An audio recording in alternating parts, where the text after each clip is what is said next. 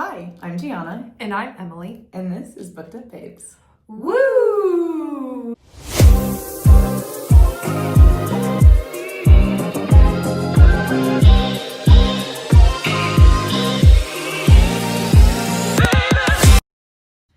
Okay. Hello. Hi. Oh, well, this week we are back with Rebecca Yarros. Oh yeah, we got a big one. If you're looking. Onyx Storm. Becca delivered us quite the book. She did. Yeah. Lots of thoughts. Yeah. Many thoughts. We're going to call you Becca now. You're Becca for me. I actually died laughing. I was walking up the stairs of my house earlier and I just looked at my phone and I didn't open Emily's message yet. And the text, all I saw was, "What the actual fuck, Becca?" And I burst out laughing alone in my home because I was like, that is so funny. Because also, like, no one calls her Becca. No one calls her Becca. But she cracked me up. But that like, was so funny. Every friend I have that's named Rebecca goes by Becca. Becca, exactly. Yeah. So, plus, do you know the song, the Format song, where he goes, he spells out Becca because a girl named Becca cheated on him and says like, B is for believe. No, I won't sing the song. Okay. No. I'll have to play for you after. It's a Format. It's by the Format, but it's Oh, see, I don't even know who that is. Nate Roos. So it's Nate Roos before Fun. Okay. We got there. Which fun fact, did you know that Jack Antonoff was in Fun? Yes, I did. I met Jack Antonoff when he was in Fun. Have I never told you this? No. Oh my god, the lore that Emily has from her life, the people she knows, the people she's met. I'm just like, okay, sure. I mean, very briefly, my ex-boyfriend had actually like spent the day with the band. Okay. I never told you that story. No. Okay. Story for another day. She's so cool, guys. I'm over here and I'm like, I met Pauly D at the Warwick Mall. I followed him into the Disney store. Yeah, That's it. I had an encounter with Jack Antonoff back when Fun had just released We Are Young. Oh, so they're big. Yeah, big one. Because I was a fan of their first album, which no one really cares about, but I'm a huge fan of that album. But then their second album had come out, and my ex and I were like super obsessed with Fun. Okay. And we were the only people who knew the words to any song beyond We Are Young. Just kidding, I do know. Yeah, I was like, I feel like I've told you this story yes. before. And Jack Antonoff kept pointing at us, being like, thanks, yeah, guys, they know our lyrics. Stuff. It's a very small concert venue too, so like they were making, the whole band was looking at us. I love it. Yeah, I love it. Plus they knew he had helped them all day because he worked at the venue. Yes, I'm remembering. Yeah. It's all. Yeah, I was like, girl, I've told you that I've met that man, like yes. very briefly. Very briefly, yes. Yeah. Anyways, on to Becca and her Onyx Storm. On to a different Jack. Yeah, different Jack here. A more unliked Jack, Yeah. not the one who helps Taylor Swift write her music. Yeah, among many others. Yes, yeah. Yeah, so Onyx Storm. This was...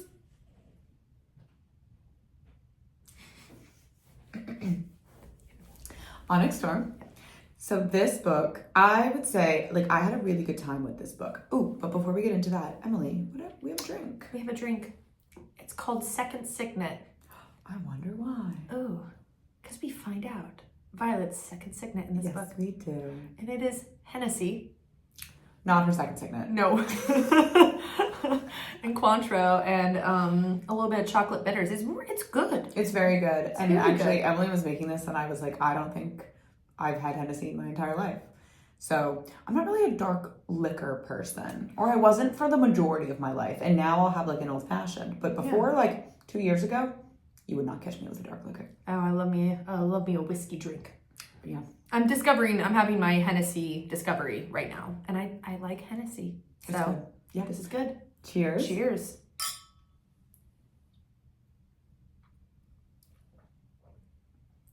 Delicious. It is very good. It is really good. Yeah. We were So really, good. really unsure. We were.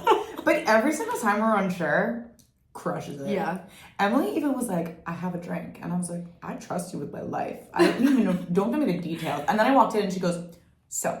I don't really have a drink.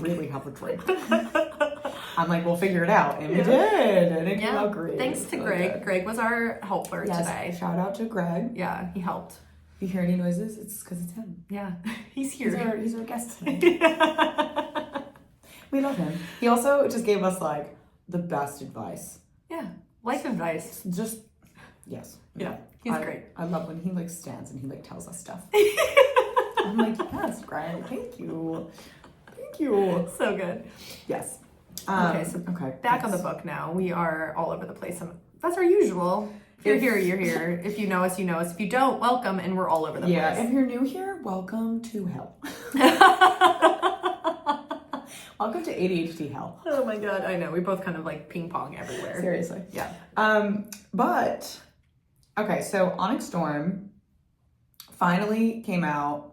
I don't want to say finally because it still came out like pretty quickly. Yeah.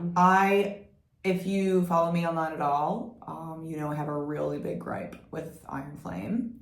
I think the nail in its coffin was how quickly it came out. Yes. I do think that this still came out really, really fast. But I do think it was a major improvement. It was an improvement. I liked it more.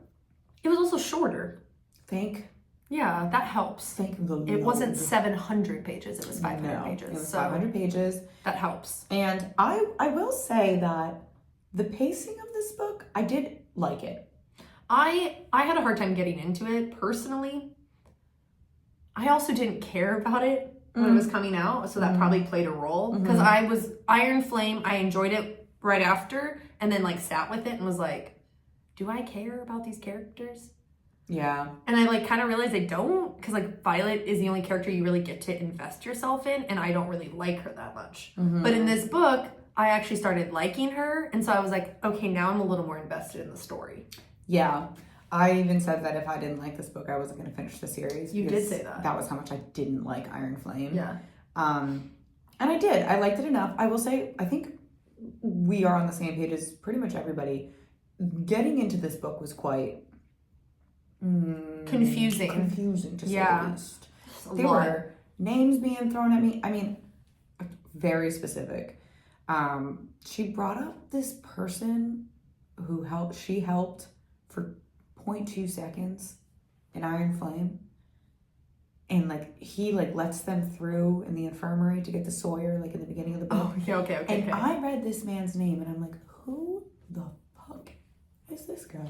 I feel like, you know how sometimes in a book that's not the first book, they bring up somebody and then they bring up why they know them, and sometimes if you really know the character already, you're like, that's annoying that you had to re-bring that up. But she didn't really do that in this book.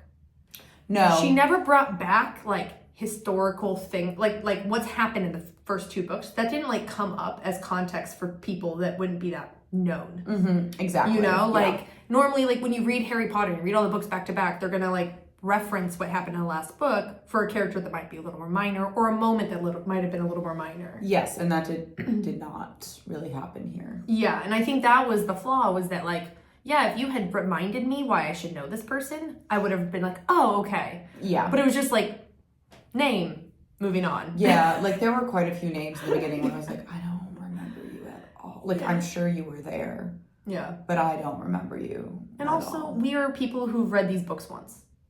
Yeah, I will say, so we are not in the group of people who were like, this is my favorite phrase lately, like gnawing at the bars of our enclosure, like for this book. Yeah, no.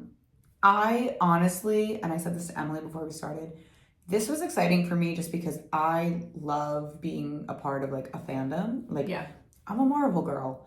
I love Sarah J. Maas. Like, I love being a part of like theories and like dissecting things. So I think that's the most exciting part about this book for me, not necessarily like the book itself. Yeah. Because like this, if I didn't like this book, I wasn't going to keep going.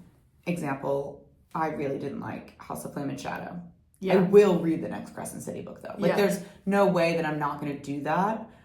So that's kind of like the difference in how, like that's how I know I feel very differently about these two series. Yeah. And you made a really good point about how like essentially maybe we thought this book was really good at first because we had such low expectations. Yep.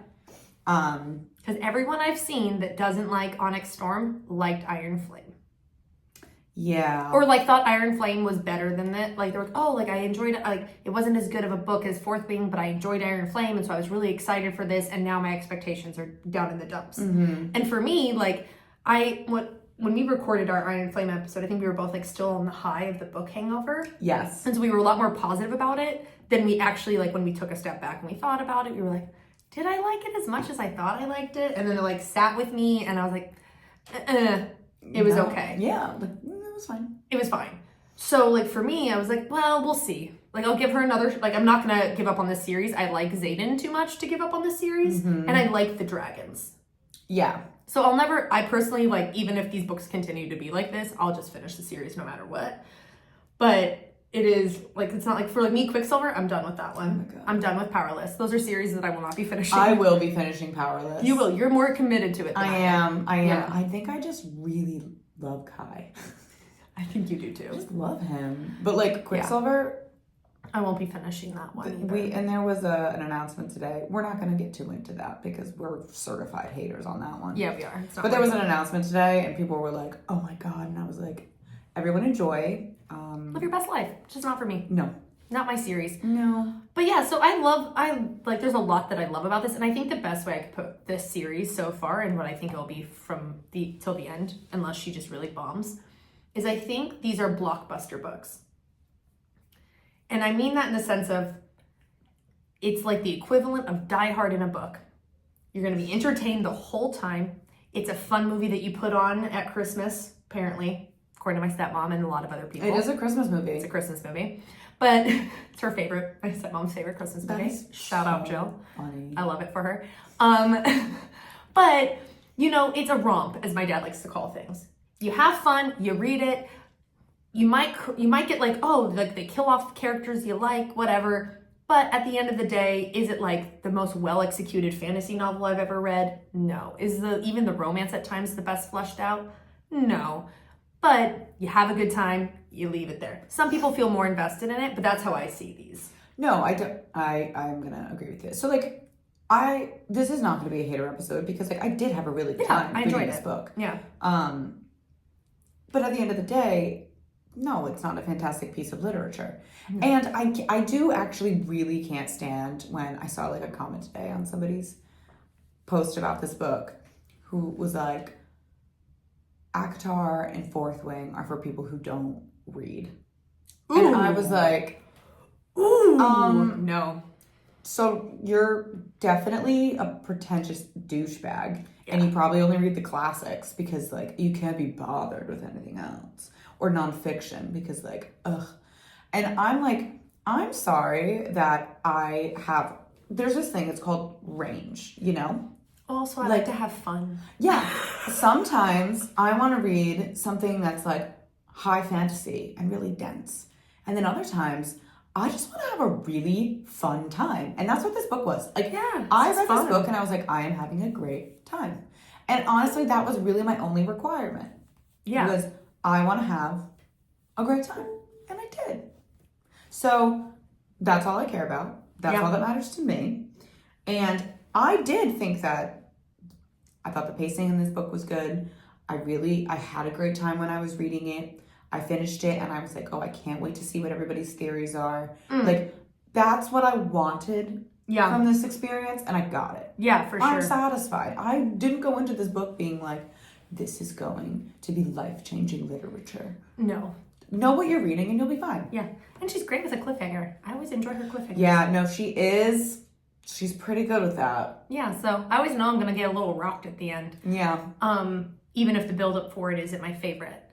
But it's not bad. I don't honestly, like, there was a lot that I enjoyed in this book. I liked the dragon lore that we learn about the Igrids, right? Irids. Because they're like, okay, I get a little nitpicky when it comes to writing sometimes. They're called Irids because they're iridescent dragons. And I'm like, we could have maybe oh no, come up with something a little bit more I didn't catch on to that. Intricate. It's because Indarna is iridescent. She's an iridescent dragon. Oh, that's lame. I know. That ruins it a little bit. I was like, Rebecca. Rebecca. Yeah. It's like Klaus. Rebecca.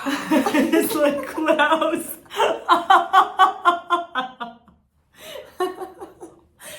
Oh, that's funny. Yeah, so I really enjoyed that storyline. I think them searching for it, the way at times it went about wasn't fully flushed out for me. Like, I feel like she, at one point, they're like, we're going north, and she's like, I think we should go south. And then, like, there wasn't a ton, like, they argued about it a bit, and then she just went south.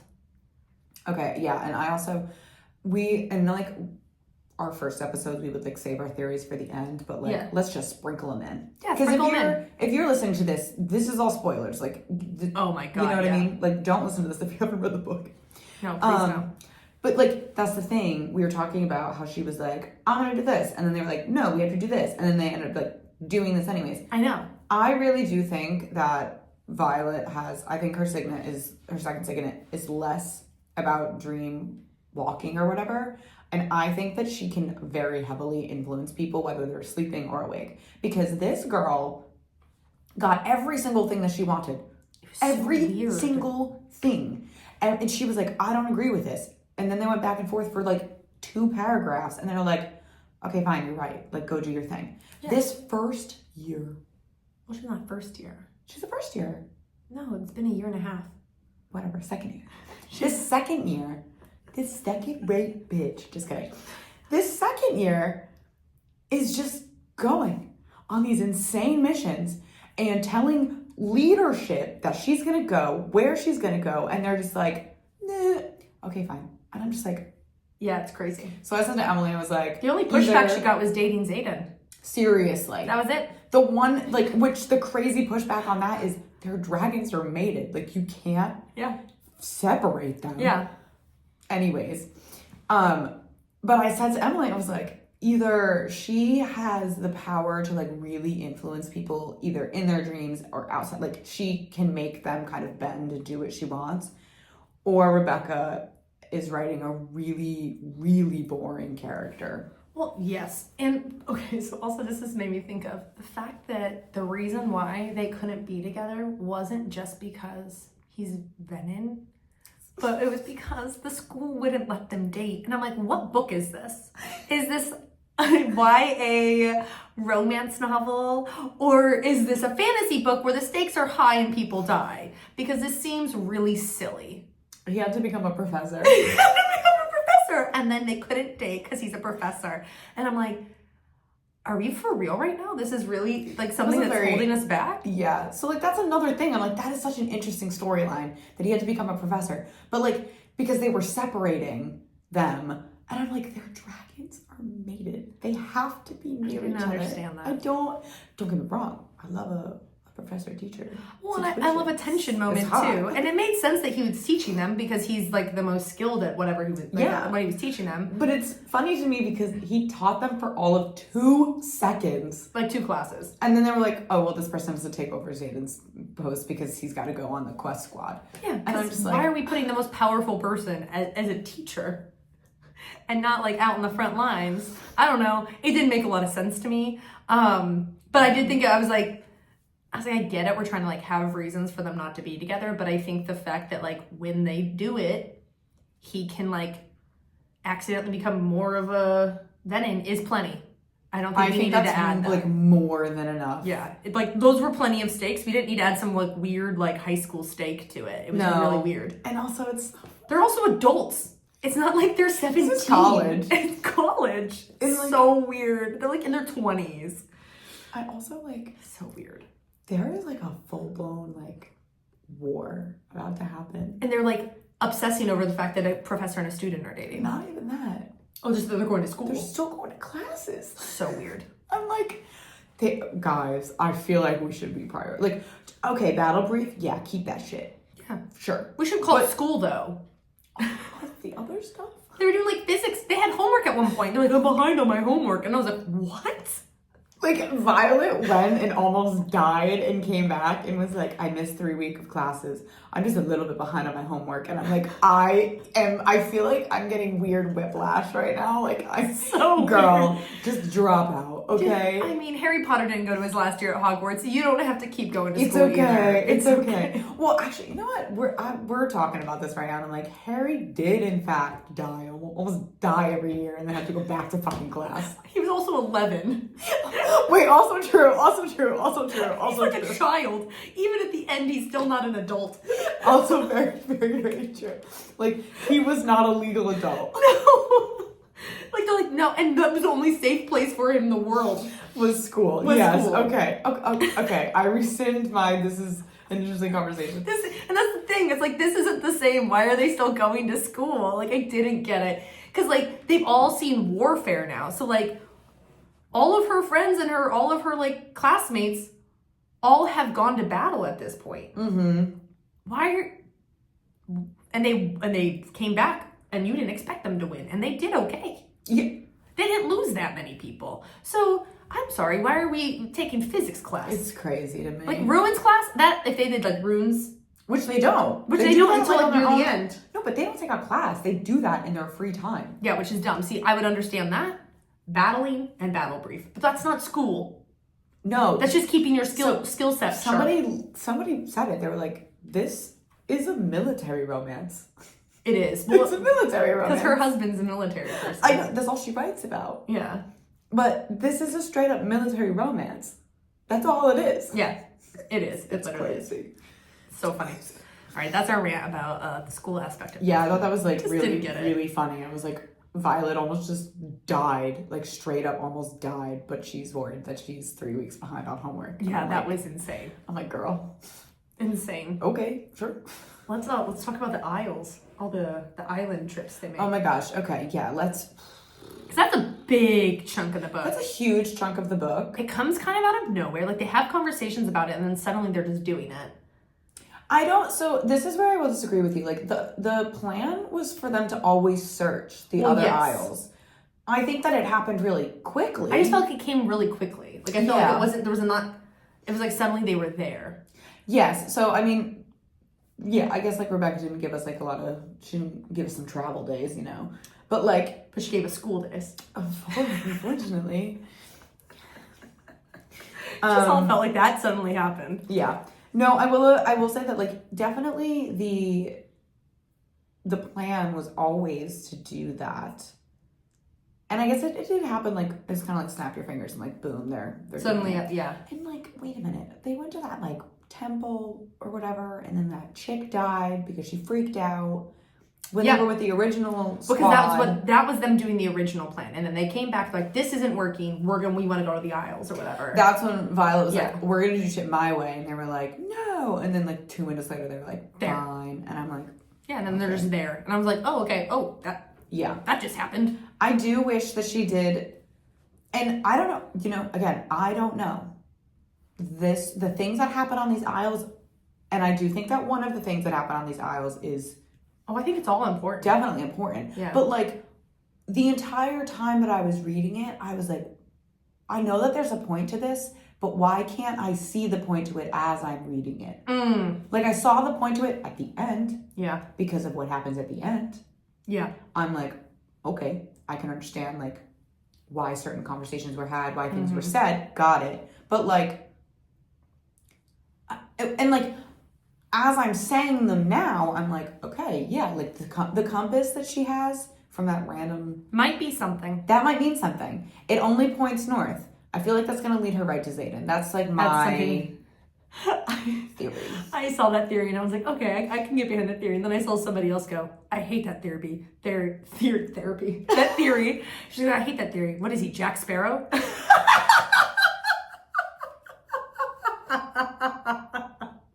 And I was like, now I hate it too. Okay. That influenced me. Respect.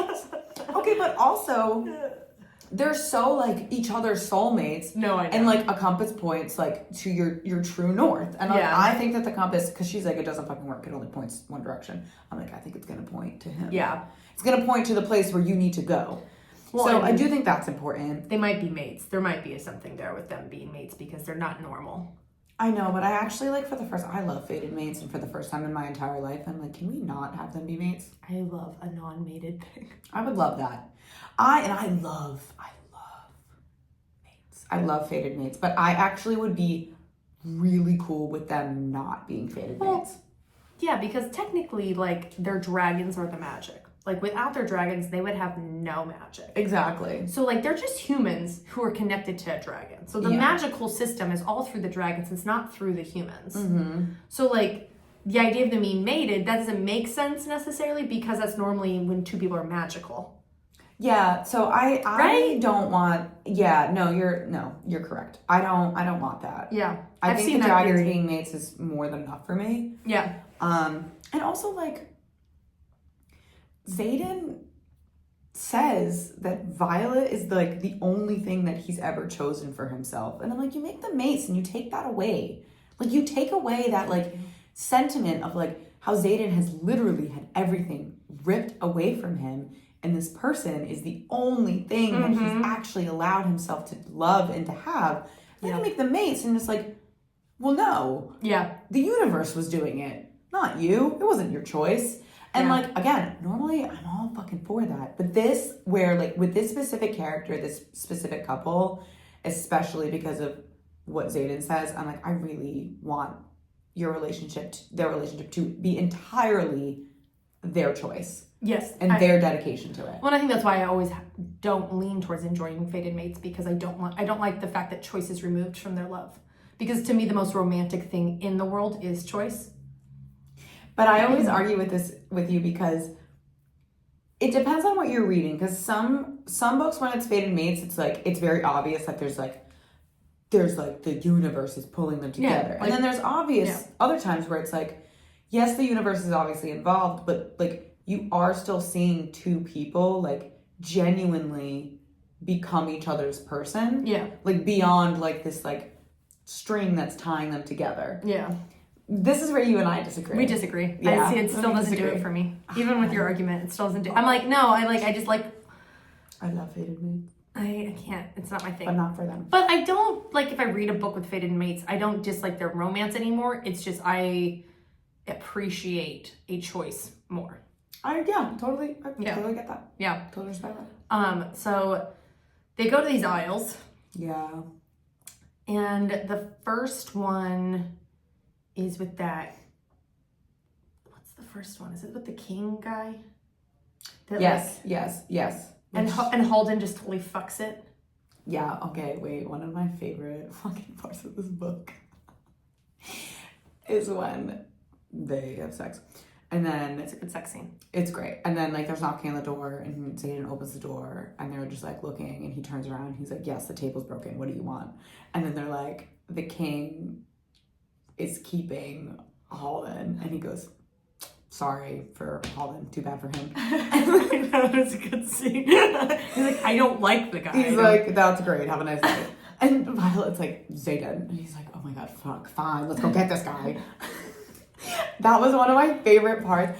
I think that there were just like moments in this book with Xaden that I was like, I fucking love you. Like, I love you. Yeah. And I think I didn't love him in Iron Flame. I loved him in Fourth Wing. I didn't love him in Iron Flame. I think I just couldn't stand him in Violet and Iron Flame. Oh, they were collectively, she was more annoying to me than he was, but they were both annoying. I think that they were both equally like really annoying. I was like, and I think because of that, I forgot how much I liked him. And then I was reading this book and I'm like, I am falling in love with his character all over again. He's so funny. He's very funny. He's so funny. He's very dry. Yes, he just has like this dry humor and I'm like, you're so funny, you're also so hot. Yeah. But yeah, so they go there. What do they find out there though? They kill the king. That Halden. Oh, no, they don't kill him. But Andarna holds one of his like mountain lion or his like his animal, his pets in its mouth, in her mouth. Yeah, all that part. But like nothing happens there besides like Halden stole from them. But I mean, like to the story. I know. I'm trying to remember. I feel like something happened, but I don't know. Maybe I just find out that they don't like Halden, but they already kind of knew that because then Art kind of becomes part of the crew instead. Yes. So and maybe that's what pushes the stories. You get to know this character because he's probably going to play a bigger role. That and maybe like the only other defining moment during that time. Wow, huge thing. No magic. Not even that. Oh. They go to the bookstore and they get her dad's Oh, journals. duh, there we go. I was like, I know something important happens there. I could not think of what it was. They go to the bookstore, they meet that woman, and they meet get that the woman. journals. Another absolutely hilarious part is when she thinks that Xaden is Dane. Oh, yes. And Riddick and Mira are laughing so hard that they have to, like, literally, like, duck in between the stacks because they can't stop laughing. I'm like, this is so funny. Because her dad had been like, oh, I think Dane and Violet are gonna end up together. And she goes, oh, so are you guys together? And he's like, no. Your dad always said you would end up with Dane. Yes, so fun. That whole great part leading up to that was also so funny because like Xaden was asking her questions about her childhood and they were like, what's wrong with you? And he was like being nice to Dane. Yeah, he was being nice. And originally Riddick was like, I don't want to get on this horse. And then Riddick's like, I'm so happy I got on this horse. Riddick's my man. We fucking love him. We love him. Riddick, if Riddick was not in this book, significantly would have liked it less. Yeah. For sure. Yeah, it would have dropped down for me. Well, because let's just get on Riddick real fast. Like when he almost dies, I literally go, no. I was like, I was listening to the audiobook and I was like, nope, he can't. Nope. He's the only one I like. Yeah, you're texting me. I was like, I will cry. I could feel tears coming and I was like, this is not happening. Mm-hmm. Thank God it didn't. Near the end, I thought again he was gonna die, and I was like, "We're not killing Riddick. We need to. Maybe book 5, like book 5, where I know I don't have to read anymore. I don't really, but I don't want you to kill him. All. Like, but she kills people we like. So, but she says that she kills people who are perfect, and I love Riddick, but the man's not perfect. I don't know. He's pretty close to it for me. You know who I'd have a crush on if I went to this school? He's gay though, right? No, he's bisexual. He's bisexual, yeah. Okay. Oh my god, yeah. When he was like, who was it? A first year or whatever was like, I don't fuck second years. And she goes, I don't have sex with second years. It was a good thing I fucked like a third year. I was like, yes, Riddick. Yes. I love him. Yeah. He's amazing in that part though. Yeah. So yeah, like the first aisle is pretty important because they get the books. And yes. And then they learn that Holden ain't shit and he's not going to be a very reliable helper. Yeah. So. And then the next one is. They meet Xaden's mom. I want to say, no. It's the. Oh, where he dies. Traeger dies? Mm-mm. They go see, I think it's, is it called Umbriel? Am I forgetting an entire island? It's the queen. Oh, the queen. Who wants the 12 eggs. Who wants the 12 eggs, that's right. And they say, absolutely the fuck not. We don't barter in dragons. Yes. And then, I don't know, suddenly there's... bartering in dragons in there. Suddenly there's 6 eggs missing at the end of the book. Oh, I wonder where those are going. That's right. Yeah, that one happens first. Yeah. So, and they're like, no. And she's like, okay, well, you can come find me when you're more desperate. Yeah. And then they go to is it the aisle with Xaden's mom first or second? Or after that? Is it after that we see Xaden's mom? Or is it the other one? No. Traeger's not with them when they meet Xaden's mom. Well, they meet the dragons when they're burying. Like where they go lay Traeger to rest. Oh, wait, you're right. Okay. Yeah, so then was there. He was there for the mom. Oh. Yeah. I forgot. Honestly, I'm sorry. Because Riddick almost dies there. That's where Riddick almost dies. Yes. When they're with the mom and they put in. No, it's not Riddick. It's fucking like Garrick or Bodhi. No, Riddick almost dies too. That's when the chef throws the knife. The knife. There we go. But Garrick eats the cake. Garrick eats the cake. Like, tastes like home. Yeah. And then like they're like, fuck, no. And like I honestly for a second was like, Garrick, if you Garrick was gonna die. I'm gonna be really upset. There are do not kills on my list here, and they're Garrick, Bodhi, Riddick. Rhiannon, I don't want her to die. I don't want her to die either. She's cool. And Imogen. Yeah, those are my do not die. Like, you guys can't die. Those are my side characters that need to live. Yes.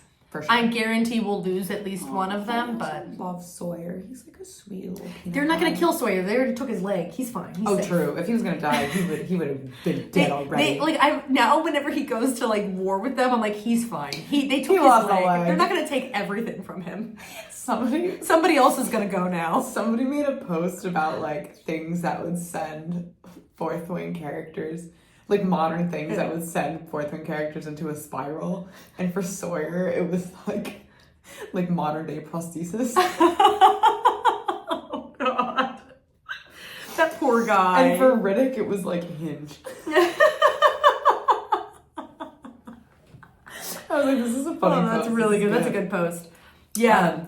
But yeah, so like those, yeah, I'm with you. All of those. All of the marked riders, none of you can die. No, I like all of them. They're all cool. They're all interesting. Yeah, and I feel like you've all been through enough. Yeah. So I don't... Sawyer, he's already lost his leg. We don't need to kill him off. Yeah. Traeger, though, when he unfortunately met his demise, I will say, okay. Barely know the guy. Could you walk down the street? I was like... Wouldn't know a thing. I didn't even know people cared about him except for Kat. No.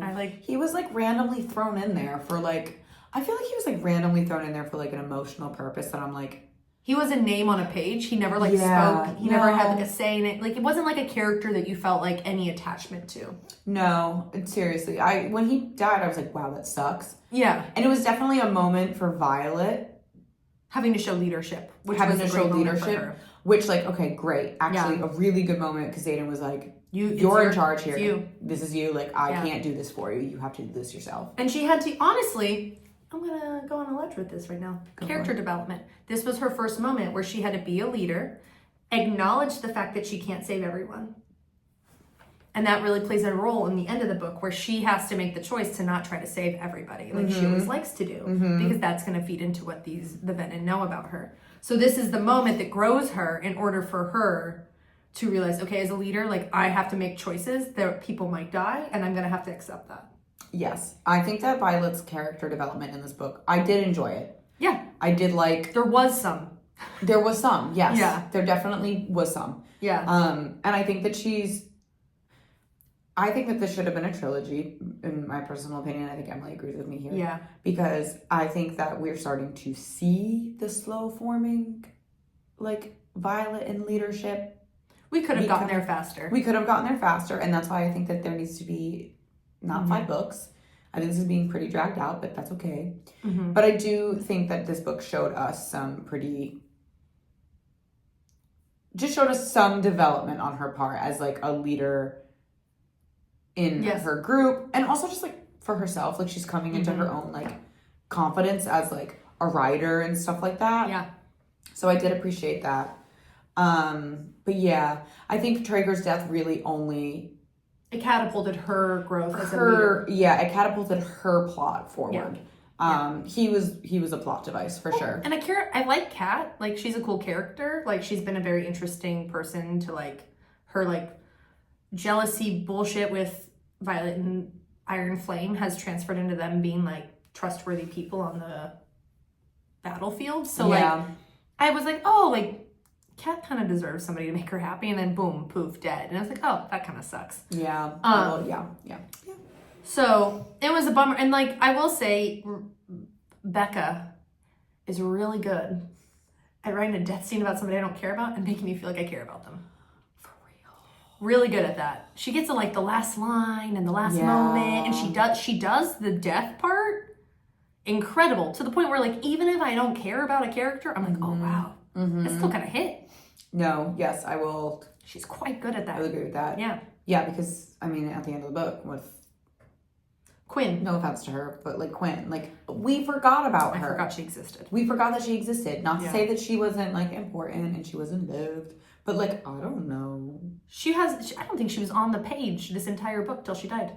I don't think her name was. If her name was mentioned once or twice, I missed it. But like she was a side character of a side character. Yes. Like, she was prominent in the first book, if I remember correctly. Like the first and second book, she was a little, but even then, I think she was just Imogen's friend.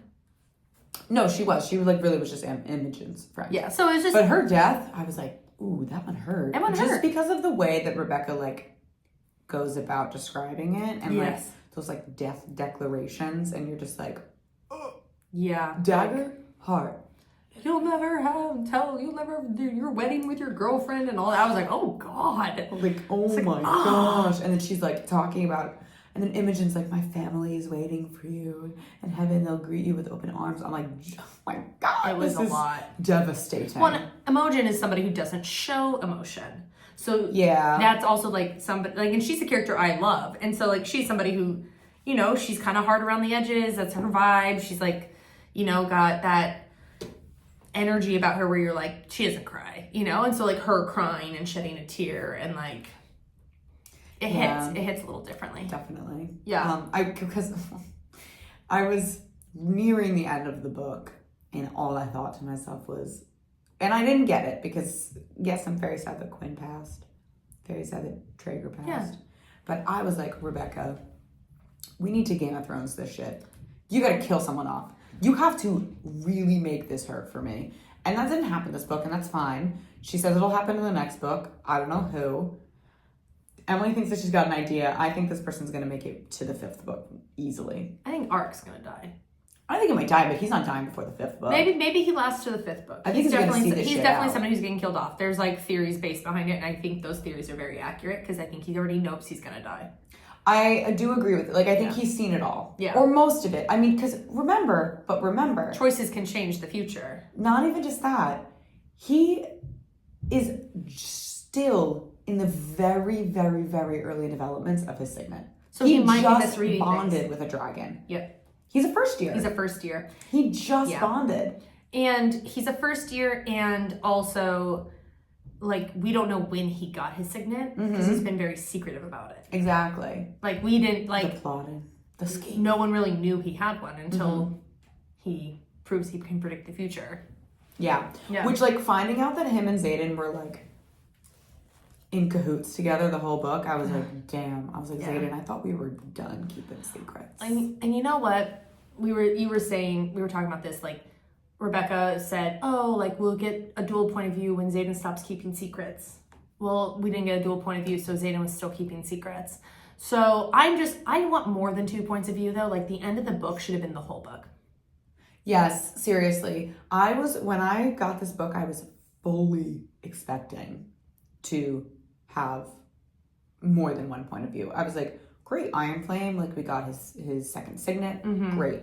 I was fully expecting to open this book and have, at minimum, his point of view. And I was like, I cannot believe that we're still it's the 3rd book in and we're still only getting Violet's point of view. Yeah. That's crazy. Yeah. So, I do think that in the next book we will be getting Xaden's point of view. I mean, fingers crossed. But I kind of feel like we have to. Like, we have to. Right? If we don't, I'm going to be like, this was a choice and it was the wrong one. Well, and it's 5 books. Like, ACOTAR, you change point of views after the 3rd book. Okay, 3 books, same point of view. Then we change point of views. Throne of Glass. Yes, we do. I was like, you were like, wait, what? I know we got Nesta, but it was like, who else? Cassian. Yeah. But we get Throne of Glass, you have different points of views the whole way through. Powerless, you have dual point of view for Powerless. Actually, 3. You have 3 points of view. The other brother has. He gets like one thrown in there once in a while. And there's just sometimes I think, unless the fantasy novel is like 2 or 3 books, you have to have, if you're going to tell a 5-book storyline, you have to have so much more breadth to it. And I think that comes from multiple POVs. For sure. And also, like, Violet is an unreliable narrator. In the same way that, like, ACOTAR, Feyre, is an unreliable narrator. Yeah. So I'm like, you can't have 5 books with one singular unreliable narrator. You need to have more point of views. Yeah. Granted, Rebecca, if you're listening. To us. No way. But if you are. But if. I don't mean that I want 7 different point of views. No, give me like 2 or 3. You have thrown so many people at me in this book. I'm like, that's great. I don't need to know what every single one of them is thinking. Yeah. I'm good. And I think the only reason we got Imogen was because of what happened at the end of the book. Yes. Not she's just necessary. She has a very large role at the end of the book. So I'm like, okay, we're being introduced to her point of view for a reason. And then at the end of the book, I'm like, Okay, that's why. Yeah. Cool. Well, but I will say when we got into other people's point of views, the like recklessness of saying people's dragons was so confusing. I was like, God. I do not know these dragon names. I just don't. I know Cat, I know Sigale, and I know Terran. That's it. And that's I don't know anyone else. I was like, you name another dragon, I have no idea what that means. I'm like, she's naming him Agamemnon. I was like, I don't know. We don't talk about their dragons that often. No. Like, we really don't. And, like, I did really like that we got to know Riddick and his dragon's relationship. The funniest part is they're the same age. Oh, his dragon is the same They're age the as same him? age. And they, like, play pranks on each other. I was obsessed with they're that. the same age. I'm like, of course. He, like, splashes him with water. And she's like, what the hell's happening? He was like, we have a thing going. I'm telling you, Riddick made this book for me. I was so laughing so hard at So that good. scene. Yeah.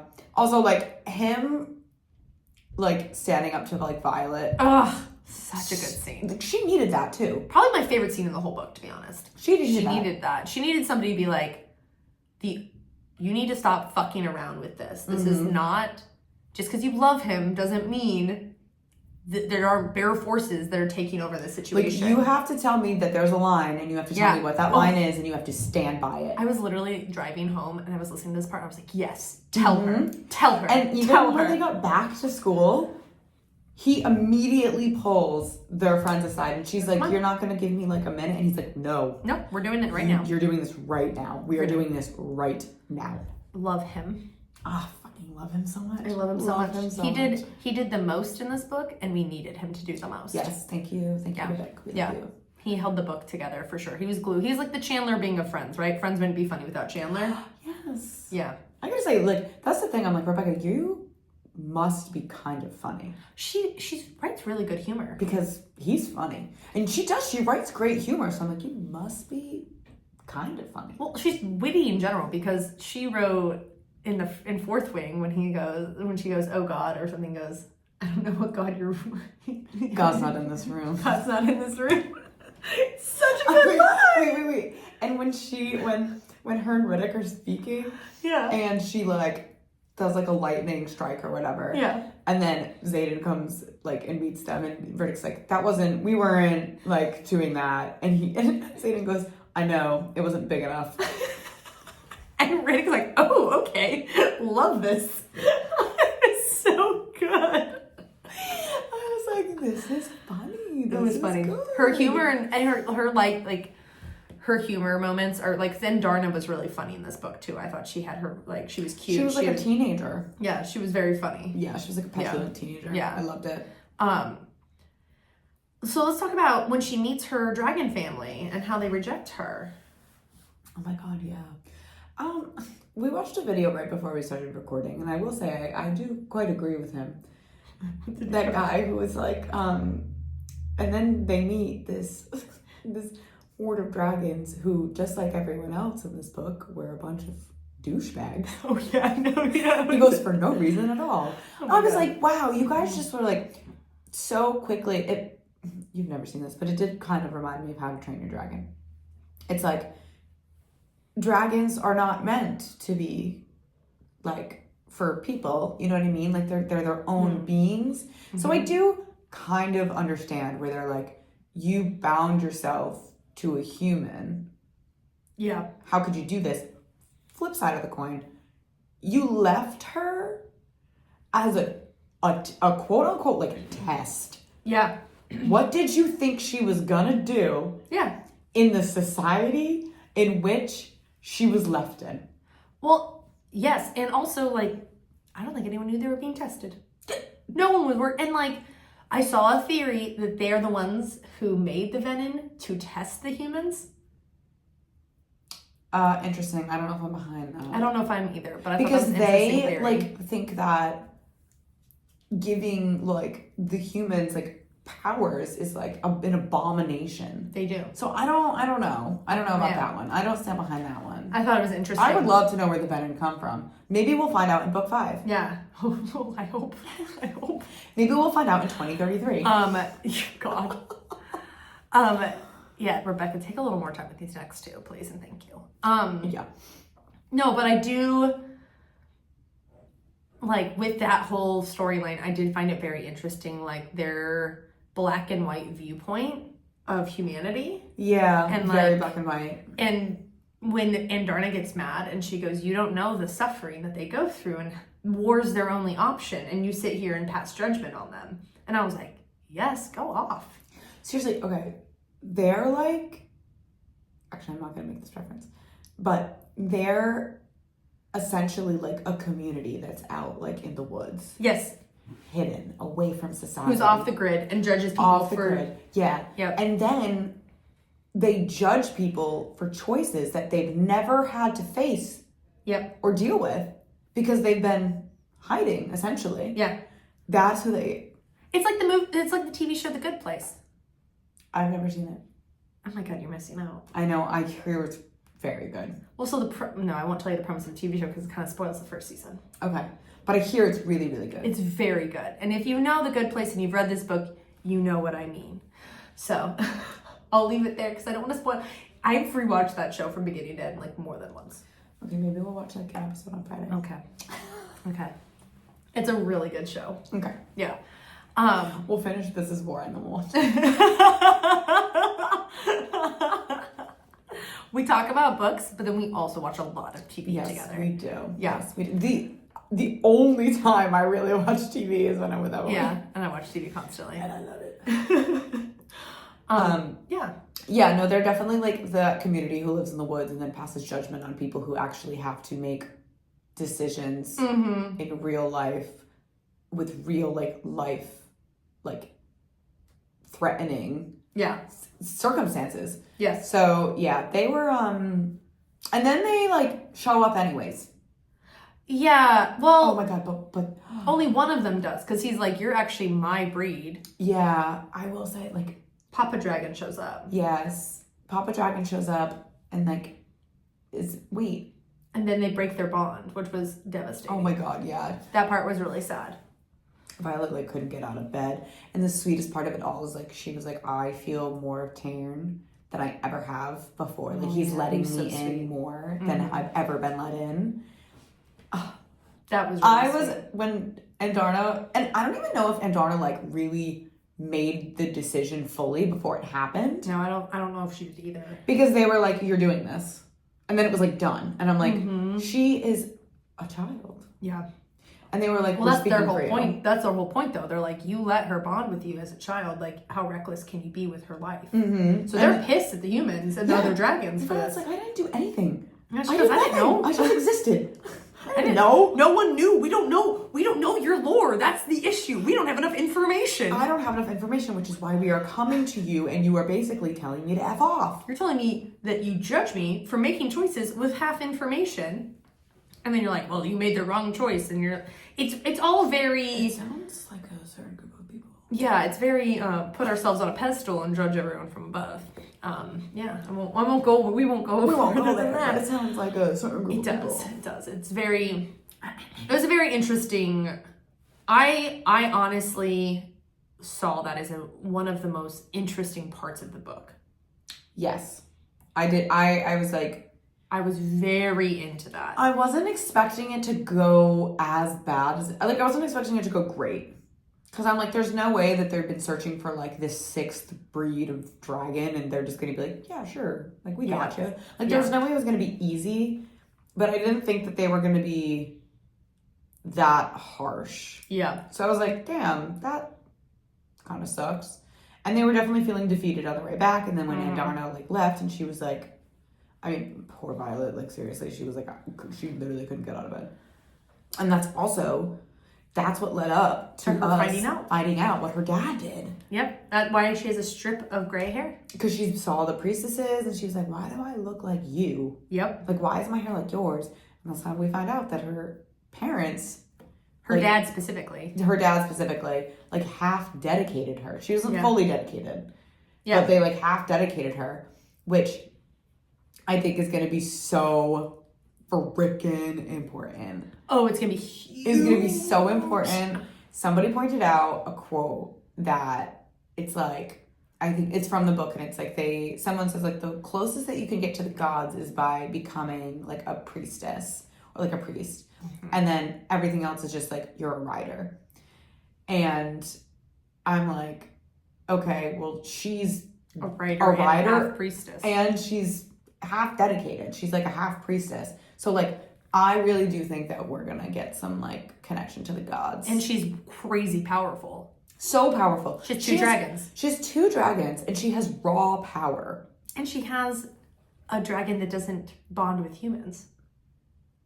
Yeah. Like, she doesn't, like, it's not like she's the only one who's ever bonded with that breed of dragon. Yeah. And on top of that... Who's to say she doesn't have 10 signets? Exactly. Like, I also think that the marked ones have more than 2 signets, personally. It's starting to feel that way. It's starting to feel like people have a fuck ton of signets and they're all just bopping around also, with magical skills. Another freaking crazy thing, too. I'm like, okay, so the Venom have signets, too? That was a crazy addition to the storyline. But I didn't like that. No, I didn't like it I was like, either. does this even make sense? Hold on, but it does because Xaden didn't lose his signet when he became his Venom. Are they all, like, former riders? They might be. Because, like, Which the shadows didn't stop being used by him.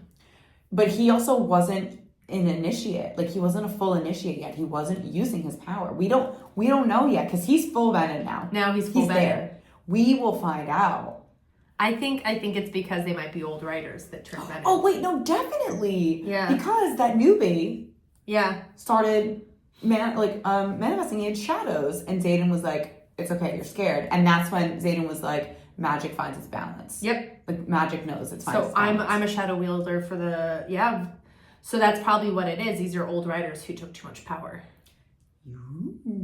And this is why the dragons are so hell-bent on fixing this, because they don't want to keep losing their riders. Yes. Because Sigale is making the choice to stay with Xaden, but that's not the normal choice. No, and the only reason that she's making the choice to stay with him is because he like lets her in at the end and she sees some redeeming part of him still. I think it's that some of his soul's with Violet. Yeah, but if he gives his soul to Violet, what is Sigale staying for? Because if his soul, the rest of his soul is with her, the person that Sigale's with is not a person worth redeeming. Well, so I'm like, And well, that's true. It's true. They definitely broke their mating bond, Sigale and Taryn. Oh yes, that definitely happened. That's why Taryn's sleeping. Yeah, that's for sure what happened. I agree. That's why he won't wake up. He's taking a big old napper because he just lost his mate. The ending of this book was so quick and chaotic. I feel like the ending of all of her books are very quick and chaotic. And I was like, I could have had like just, I don't know, a few more sentences to get through this. Yeah. Like I looked at my audiobook and I was like, how are there only 5 minutes left? And there were only 5 minutes left. And credits took 10 seconds. It was 5 minutes. Credits took 10 seconds. I was like, what the fuck? Yeah. So I like finished the book and I was like, what the fuck just happened? And I instantly went to TikTok to like watch videos of people who like have had more time with this book to tell me what the ending meant. Because I was like, what the fuck? Like, so much information is thrown at you so quickly. Like, I probably could have sat there and reread it a few times, but I didn't have time. But like, I feel like I didn't need that. I immediately jumped onto TikTok. Actually, no, I finished within like 2 days, so I was like, no one is posting shit No, yet. you were getting theories. Yeah. But I like pretty much like understood what happened. I did a lot of things. I read the last page and then I went back like a few pages to be like, did I miss a name? That's the one moment where that's the thing when I was like, did I like skim over someone's name? Okay. Because that's when Xaden's like, my new brother. Yeah. And then I was like, oh no, he literally never says who it is. So I'm like, okay, I didn't skip over anything. Like, I actually just don't have this information yet. Yeah. But that was really the only part of the end of the book where I was like, wait a minute. I just felt like did I miss something? Like, her looking at Emoji and be like, what did you do? And then and then this happens and that happens. And I was just like, what the fuck just happened? And I just was like, I'm gonna go to TikTok and I'm gonna watch somebody tell me what the hell. And I was like, and I looked up Onyx Storm ending. Yep. And somebody just goes, what the fuck happened in this ending? Here's what I think. And I was like, great, I don't need to hear all your theories. I just wanted to hear. I just want to hear what you thought about the end. Yeah. And like, I was like, okay, because it made me feel crazy. Like, I understood it because then I heard somebody's video and I was like, oh no, I thought all that. I was like, okay. Yeah, you know what I mean? I guess it didn't make me feel. I didn't see the ending coming.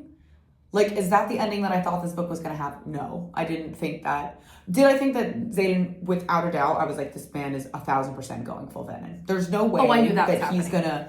Also, if you've ever read Vampire Academy, like, hello. We're going in the same direction here. Just saying.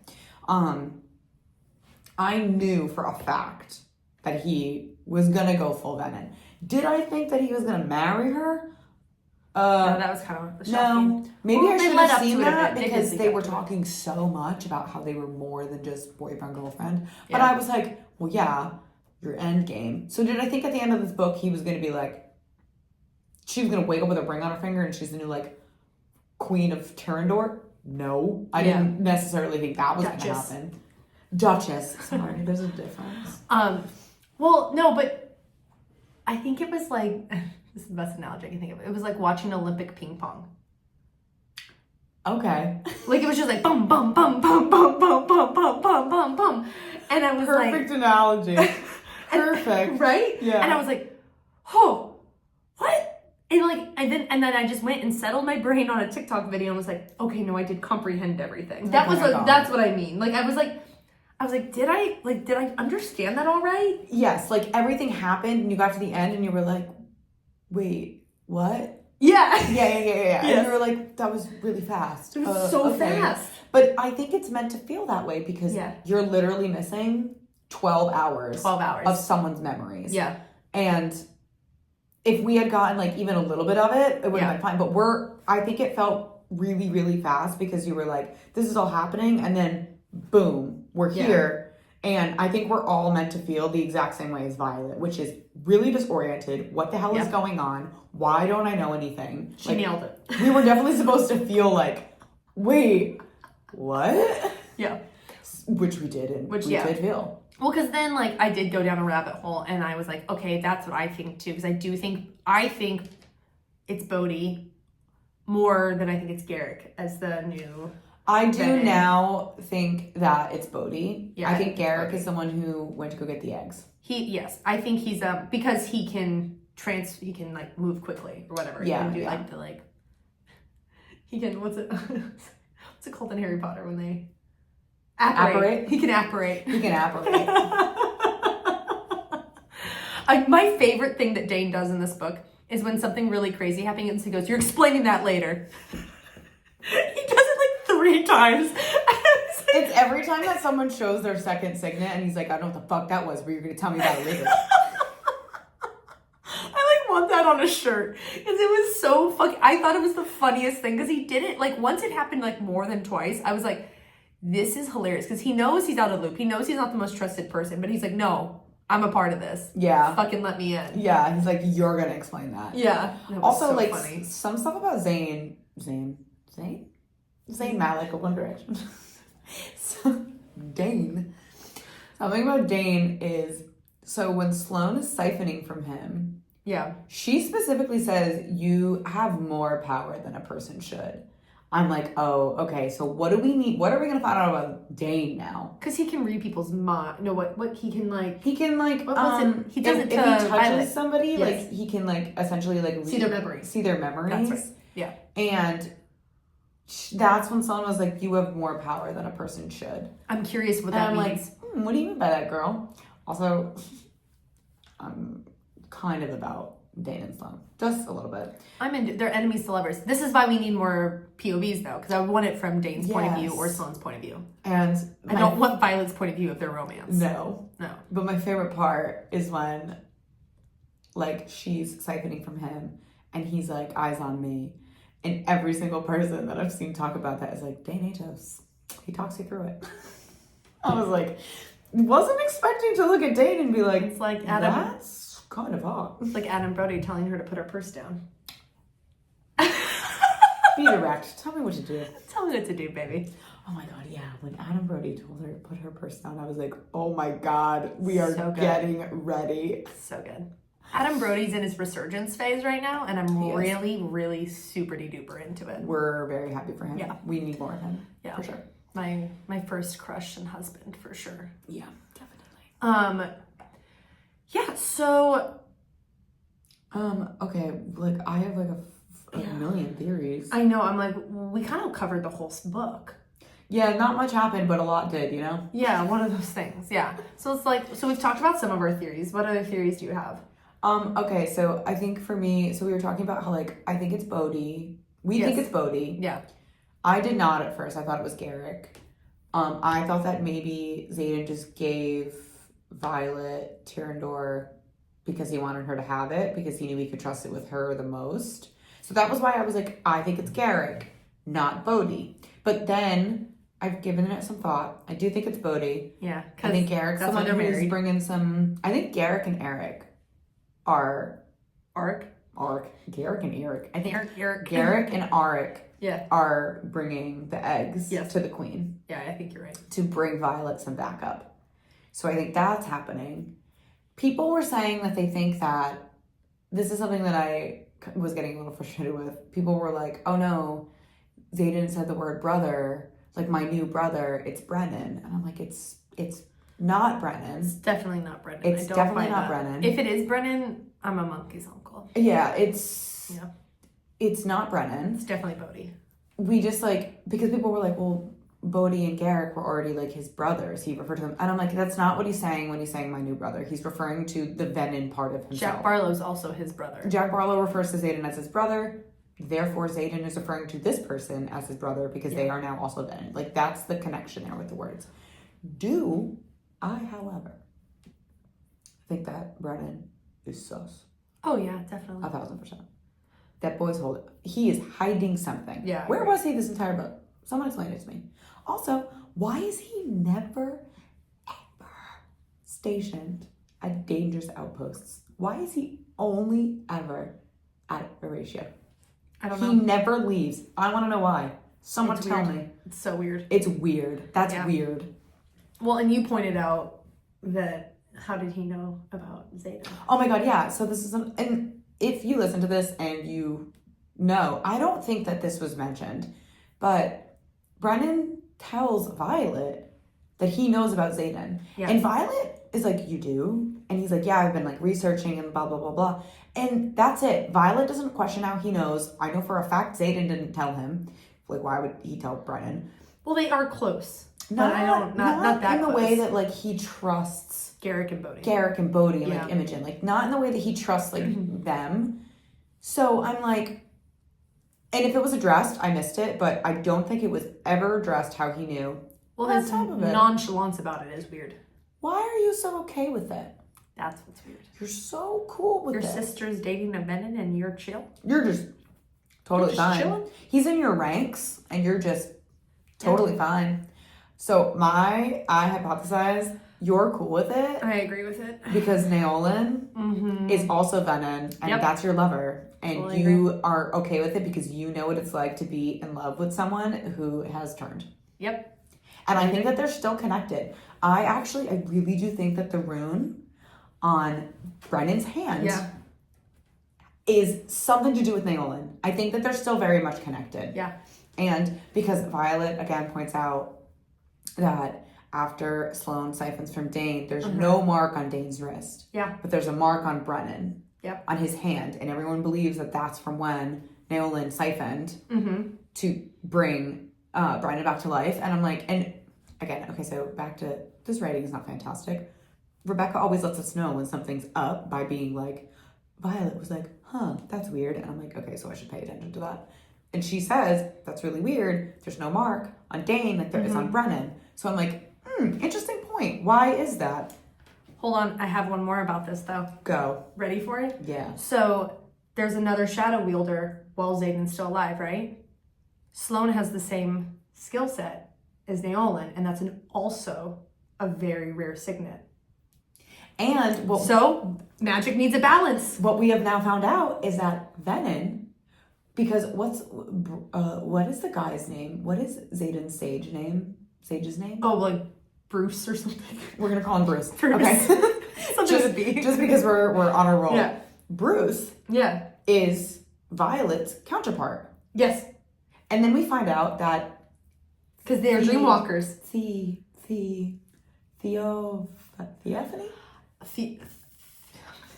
Once I get there, and then that takes me a second. Theophany. Then we find out that Theophany can control the weather, like Violet's mom. So...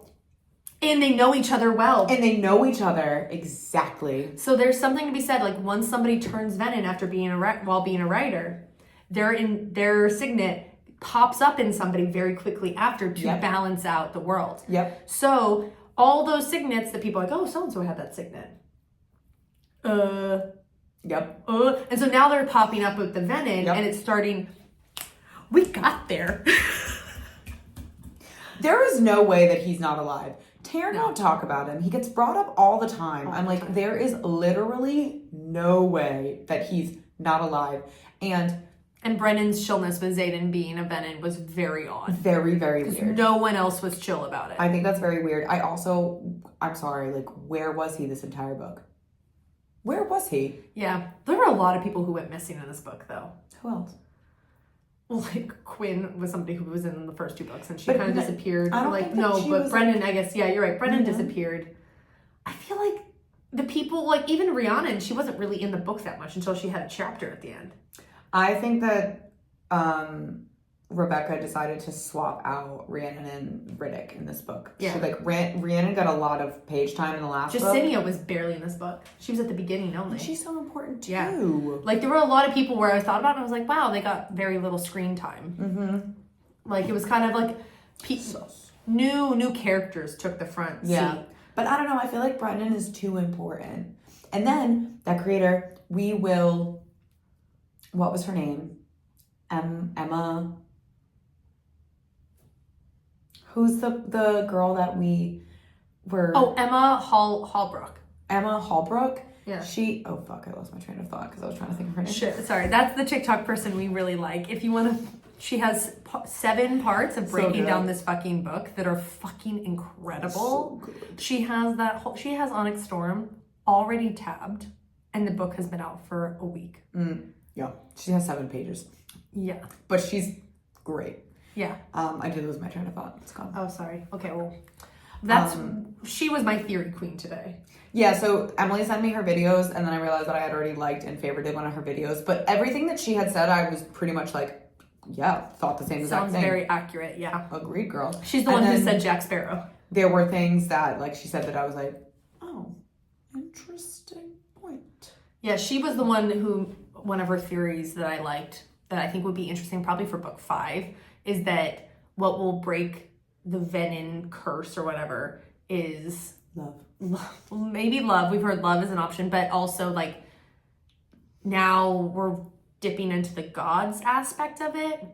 And like Malik is a keeper of souls, so they don't wander. And like when you become a Venom, your soul dies, so he keeps your soul. So like there's access to getting your soul back through Malik. And like and that's what we think, like her talking to Sawyer was through Malik. Because she goes, well, how am I talking to you? Yeah. But also, not Sawyer, Liam, sorry. When she talks to Liam as a ghost. But not even just that. She's very obviously connected to Dune. And and so there's two gods that she's connected to. And so that might play a huge role in like bringing back Xaden's soul. Yeah. And healing him. Yeah. So I'm kind of into that. The last thing I think I really want to point out is that obviously. So Xaden talks about Tyrandor as a she the entire book. Never ever says anything other than she. Yeah. And then at the end, there's the little note that he gives to Violet that says, "Don't come look for me," which, do you know your girl? She's coming. She is a martyr. And she's going to be relentless. She's a hero. Okay, she's coming. It says, "Don't look for me. It's yours now." So the it is, I don't think anybody thinks it's Tyrandor. It's 1,000% his soul. Yeah. And the emerald is from that sword. It's from that sword that's now on her finger. And I'm like, his soul's in there for sure. Like a Horcrux? Maybe. See, this girl, she said no Horcruxes. She goes, that's Harry Potter, everyone. And I thought that was fucking hilarious. This girl's cracking me up. New fan. New fan. You got a new fan today. Yeah. No, but I do really think overall there's a lot of something that Rebecca does do well is she opens up a lot of like theories Yes, definitely. in a way that like I can't think of another book that I theorized this heavily. Oh, any Sarah J. Maas book ever. Yeah, I guess like for me, I can just read most like I guess we've because Crescent City is the only one where I'm like in at the beginning. Okay, wait. So no, I guess when I started my Sarah J. Maas journey, Crescent City was really the biggest theory thing for me. But I also had read all of her other books beforehand, so I knew. So with House of Flame and Shadow, I was like, there's going to be some stuff from every single like series in here. Yeah. But I'm also like, I'm a big Marvel person, so like, You're like a verse. like I literally love a verse. Like when Endgame and Infinity War came out, and like all like stage 4 of Marvel, I don't think anybody was it stage 4 or stage 3? I don't know. Either the you guys know what I'm talking about. The way that we theorized like what these things meant, even though comics were already a thing, we were just like sitting there and we're like, but this could happen, but this could happen, but this could happen. Like when Infinity War and Endgame came out, I felt like I was like writing down notes of the things that I thought could potentially and possibly happen. So like I'm a fandom person. Yeah. I am a fandom girl. Like Harry Potter, I was there for the books when they came out and I was reading them and I was like, oh, what's gonna happen next? Yeah. Like what are we gonna do next? So like I love shit like this. Yeah. I literally love I guess we do it with ACOTAR. We'll keep guessing like who's gonna but it's mostly romance that we're figuring out. Like yeah, but even still it's like it's still theories. It's still like you're sitting there and you're like, oh, I wonder what's gonna happen next. Oh, I think they're made it or yeah. Yeah, like there's still that. like it's one of my favorite parts about these books. Yeah. Or like a good series, like a good ongoing series. I'm like, I love thinking about what's gonna come next and talking about it with people. Yeah, for sure. Like it's so fun. Well, I think she does it really well, and I think that's what's gotten such a big fandom. I think her strength as a writer, like Sarah has those theory openings for us, but this is like we just talked for an hour and 15 minutes about like almost nonstop theories. Like with the book, you just opens up to well, this could go this way, this can go that way, and this can go this way, and this can go that way, and it's like that is her strength. Yeah, I will say that now that we're in like, no pun intended, the end game of Throne of Glass. Yeah, I think you're gonna start being like, because like I think so far everything's been pretty straightforward. With Throne of Glass, most things have been pretty straightforward, but now I think we're about to get into some parts where you're like, what? Oh, for sure. Sarah's good at that with Throne of Glass. Yeah. She's like the interconnectedness of like even the smallest details of Throne of Glass is like mind blowing to me. Well, yeah, and I think she like Crescent City has that heavily, and I think with ACOTAR it's a lot more romance heavy, so it's just different. Yeah. So there's not a lot of that, but no, Rebecca she's good at making you be like, she's good at making you think. Yeah, she really is, and like that's why I don't go to these books to like, you know, like I know that I'm gonna have just a good time, and that's all I'm looking for. Well, and if I was gonna recommend a series to somebody, like I mailed my mom these books, and I was like, I think you would like these. Yes, like if you are looking to get into, if you read a lot of romance and you're looking to get into fantasy, I'm gonna recommend Fourth Wing to you. This is great. This is great, and it's not done yet, so you're kind of like dipping your toe, and you can decide if you want to be a part of it. You open up ACOTAR, you're opening up several more books that are already written, and then there's more to come still. So like, I think those are like they're comparable in a lot of ways, like in the sense of like they're great introductory fantasy books. Yes, for sure, I agree with that. Yeah, I think we covered at least most of it. Well, yeah, I think we did a good job. Yeah, I think we did it. If we covered more, we'd be here for 2 hours. Yeah, which I'm not we're trying to do do that to you guys. Yeah, we try to keep it under an hour and a half. Okay, are we gonna rate this puppy? Yeah, so I think I'm gonna go with a 3.8 for the book. For the book as a whole, I think I gave it like a 4.3. Okay, yeah. I gave it 4. I gave it 4 stars. I really did have a good time. I had my issues with it, but at the end of the day, I look back and I'm like, I had a fun time. Yeah, I honestly, So I gave it like a 4.3. It has problems, but this is the thing. My rating system, I've realized, I'm gonna do it based off of the enjoyment.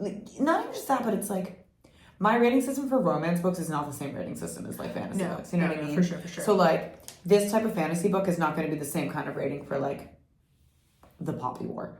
You know? Yeah. So like for what this is, 4.3. Fair enough. Yeah. I'm being a little harsh on it for some reason. You are, but it's okay. Weird. We're so backwards today. I know. I'm kind of gonna own it. I'm being Go with what a you little feel. harsh today. Go for it. Let's switch it up. I went straight to all over rating. Do you want to do romance? The romance in this book was fucking fantastic. Gotta say. Sorry. Yeah. The absolute, I mean, there were moments where I was like, oh my God, we get it. There was a lot of... They said I love you a lot. Not even... Which I don't like. I didn't dislike that. I just was like, wow, okay, this is like... It wasn't even I love you a lot. It was like the big declarations of love where I was like, okay, yeah, like I get it. I reached a point where I kind of did roll my eyes where I was like, okay. Yeah. But I will say that based off of the end of this book, I'm like, this entire book was like Zayden's entire... This was a proposal. Yeah, it was a long-term proposal. It was a long-term proposal. He was like, I love you. You're it for me, like, forever and ever. Like, I never want anyone else. You keep me grounded. You keep me whole. And I'm just like, okay, yes. Yeah. I've been waiting for you to say all of these things for 2 books. Yeah. So I would give the romance in this probably like a 4.5. I was going to go with a 4. Yeah. Good. It was good. It is. It is very good. Yeah. All right, sexy. The sex scenes were good. They are. But there weren't a lot. Which lot. I was fine with. So like a 3.6 for me. Yeah, I would say about the same. Yeah. I'd say about the same. Because they were good when they happened. It was no, my chair, my... No, none of that. I will say, which though, was good. The breaking of the table was great. That was good. They always have to break some furniture. I love that Riddick points that out. He goes, the armoire? Oh, yeah. And now this. Fucking love him. Oh my God, wait. And another part of Riddick that I love was that he was like mocking them and he was like, you don't tell me anything. He's like, you just have to ask the questions. I'm like, that's Rebecca telling all of us to shut the fuck up.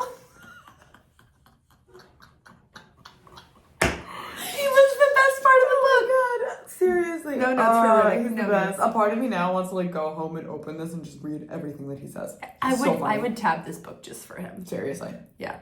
Okay. Well, I guess that's all. That's it. Yeah. So if you enjoy us, please, wherever you're listening, go rate, review, and subscribe. Do it all because we need you. And we love you. Oh my God. Same. Follow us on Instagram at Booked Up Babes Pod. Follow us on TikTok at Booked Up Babes. Follow us on YouTube at Booked Up Babes. Mm-hmm. And you can email us at bookedupbabes@gmail.com. Yes, you can. Other than that, we are good to go. Yeah. All right. Bye.